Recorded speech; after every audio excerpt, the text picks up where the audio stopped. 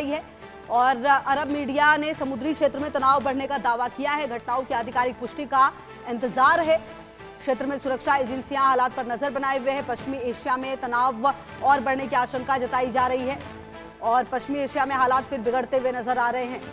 तो कुल मिलाकर आपको बता दें कि क्षेत्र में सुरक्षा एजेंसियां हालात पर नजर जरूर बना रही है, लेकिन धमाकों से अब ईरान जो है वो किस तरीके से डील करेगा ये देखना अपने आप में बेहद महत्वपूर्ण होगा, क्योंकि लगातार आपको बता दें कि अब ये हमले रुकने वाले नहीं हैं, जैसा कि ट्रंप की तरफ से भी लगातार कहा गया है और ये हमले अब लगातार बढ़ते हुए नजर आ रहे हैं। और कुल मिलाकर जो ईरान है वहां पर उन जगहों को निशाना बनाया जा रहा है, खास करके जहां पर तेल रिफाइनरी है और इसके अलावा जो सुरक्षा एजेंसियां हैं अब उनकी नजर निश्चित तौर पर बनी हुई है हर जगह पर। लेकिन अब ये हमले रुकेंगे नहीं, ऐसा महसूस हो रहा है। कहा यह जा रहा है कि ये जो स्ट्रेट ऑफ हॉर्मुज है वहां पर भी फायरिंग हो रही है। स्ट्रेट ऑफ हॉर्मुज को लेकर भी जो परिस्थितियां हैं वो कुछ ऐसी ही नजर आ रही है।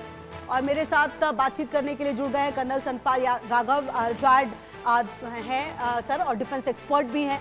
सर, ये जो पूरी परिस्थिति है, क्योंकि अब ये बुशेयर को यहाँ पर तनाव बढ़ रहा है। इससे पहले हमने देखा है कि कई तेल रिफाइनरियों को, खास करके जो होर्मुज स्ट्रेट के आसपास है, उसको निशाना बनाया जा रहा है। कुल मिलाकर क्या अब ईरान के लिए मुश्किलें काफी बढ़ने वाली हैं?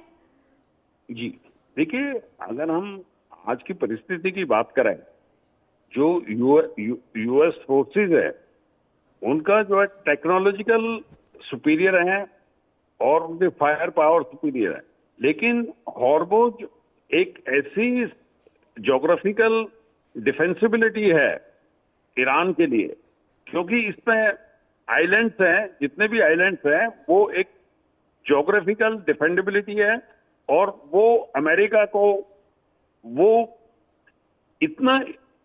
इतना वो नहीं दे सकते, क्योंकि ईरान जो है वहां पे बहुत मजबूती से है और जब तक ग्राउंड फोर्सेस नहीं आएंगे, अमेरिका के ग्राउंड फोर्सेस ऑपरेशन लॉन्च नहीं करेंगे फिजिकली ऑन ग्राउंड पे, तो ये पॉसिबल नहीं है अमेरिका के लिए इजी विक्ट्री।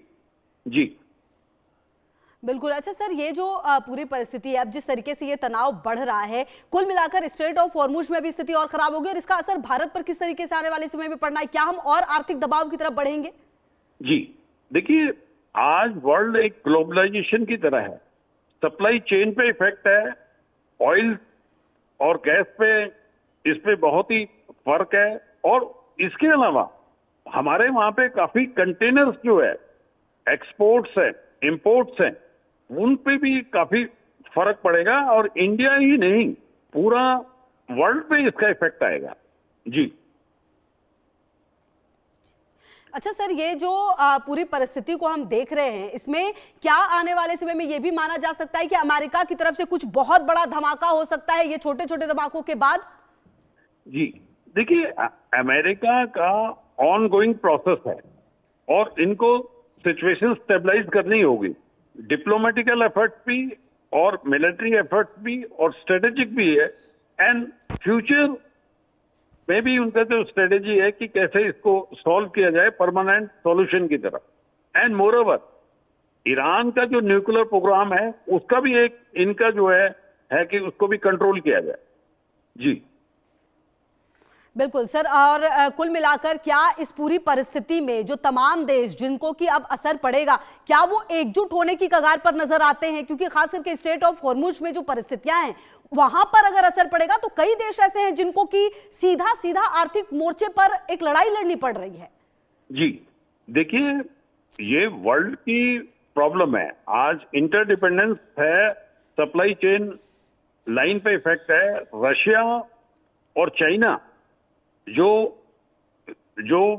ईरान को सपोर्ट कर रहे हैं, पहले वो फ्रंट पे आ रहे थे लेकिन अभी वो फ्रंट पे नहीं है, लेकिन पीछे से सपोर्ट कर रहे हैं।